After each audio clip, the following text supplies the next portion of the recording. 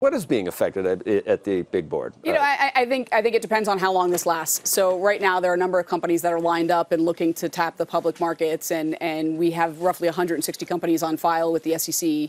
So it's not yet having a major impact, but if it extends a few more weeks, it will, especially for companies that are looking to raise money, because they'll have to choose a different path if they were counting on the public markets and can't do that. But walk us through the permutations, because I don't think people really understand.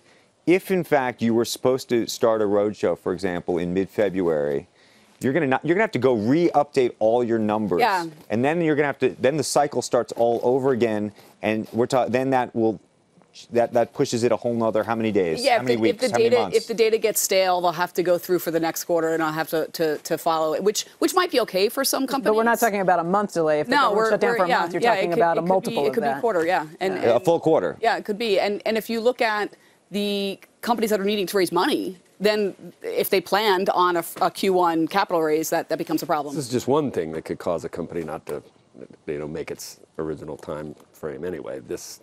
You see that all the time with IPO. Oh, we're going to delay this, that, the market conditions. Yeah, the volatility, right? So you're tacking on another unknown. To have volatility for December. But this is a self-created. Not helpful. That's true. Yeah. So the volatility that we're seeing, we heard, when there's no volatility, like all the brokerage firms and banks were like, wow, there's no volatility. And then when they have volatility, it's like, we didn't do that well because there was volatility. So how about you? What do you like? Volatility or no volatility? We're a little bit hedged, right? I mean, traditionally, the IPO market picks up when volatility is low. And when volatility picks up, traditionally, the IPO market would slow down.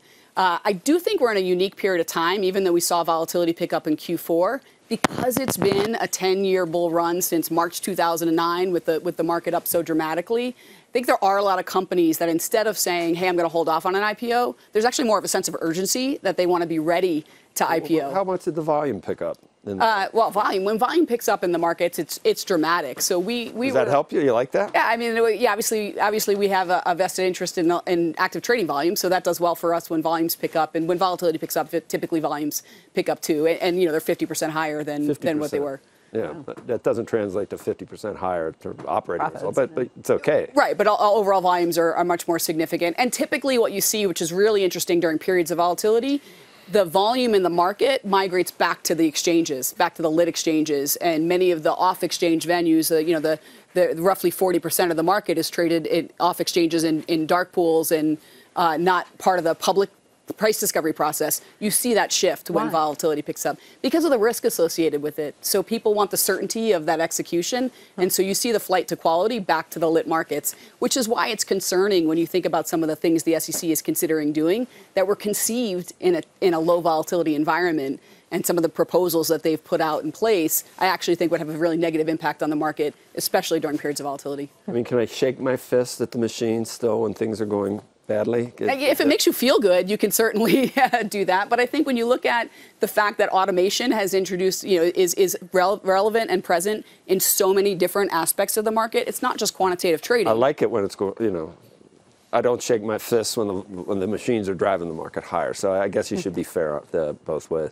I have a question for you about ESG. And this is, and we're not going to talk about guns. But I want to ask you about this. No, everybody here at Davos is talking about purpose. Yes. And having a purpose.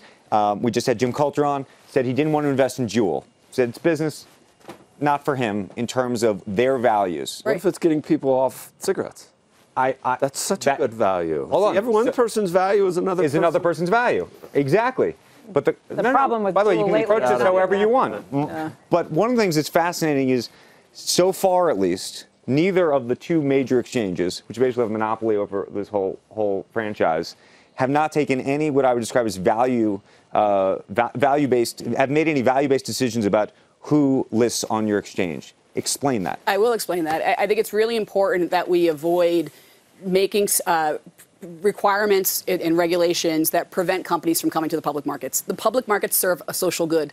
Our mission is to help companies raise money so they can go out and save the world, improve the world. But what do you think is going to happen when there are companies that have or think that they have certain purposes and certain values who say, you know what, I don't want to be with this exchange. Yeah, I'm going to actually go on this exchange because I actually think those folks have the purpose and the mission that I care about. And then is that going to force you to rethink the idea that you don't care what any of these companies are doing. That's market forces, right? Okay, and that's okay with you. If market forces are saying this is what the world wants. Would that change if Uber, which is up for grabs, said, you know what?